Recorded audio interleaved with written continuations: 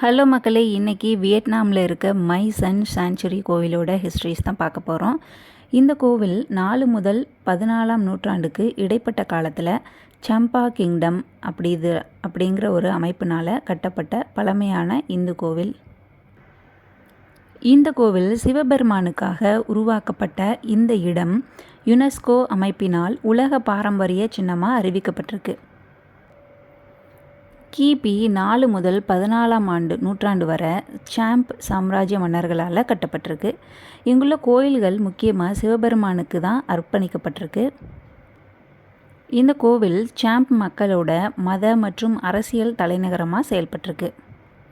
சிறப்பம்சம்னு பார்த்திங்கன்னா, இது பிரம்மாண்டமான செங்கற்களால் கொசுவை அல்லது சிமெண்ட் போன்ற எந்த பிசின் பொருட்களுமே இல்லாமல் ஒன்றோடொன்று மிக நெருக்கமாக பிணைத்து கட்டப்பட்டிருக்கு.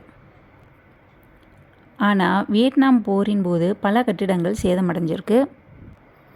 இதை வரலாற்று மற்றும் கலாச்சார முக்கியத்துவத்திற்காக 1999ஆம் ஆண்டு உலக பாரம்பரிய சின்னமாக அங்கீகரிக்கப்பட்டிருக்கு. மை சன் சாங்சுரி மத்திய வியட்நாமில் குவாங் நாம் மாகாணத்தில் டுய் சுயன் மாவட்டத்தில் டுய்பு கிராமத்திற்கு அருகில் தான் இருக்குது.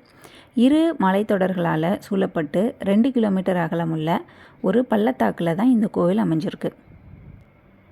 இது அரச பரம்பரையினர் அப்புறம் பெரும் வீரர்களோட நினைவிடமாகவும் இருக்குன்னு சொல்லப்படுது. சமஸ்கிருதம், செம்மொழி கல்வெட்டுகள் அப்புறம் 70க்கும் மேற்பட்ட கோவில்கள் ஒரு காலத்தில் இங்கே இருந்ததாக சொல்லப்படுது. ஆனால் வியட்நாம் போரின் போது இதில் பெரும்பாலான பகுதி அமெரிக்க வான்வழி தாக்குதல்னால் அழிஞ்சு போயிடுச்சு. இதிலேருந்து மீட்கப்பட்ட சிலைகள் ஃப்ரான்ஸு அப்புறம் வியட்நாமோட அருங்காட்சியகத்தில் வைக்கப்பட்டிருக்கு. ஓகே மக்களே, இதே மாதிரி நாளைக்கு வேற ஒரு வீடியோவில் பார்க்கலாம். எல்லோரும் சந்தோஷமாக இருப்போம், நல்லாவே இருப்போம். டாடா.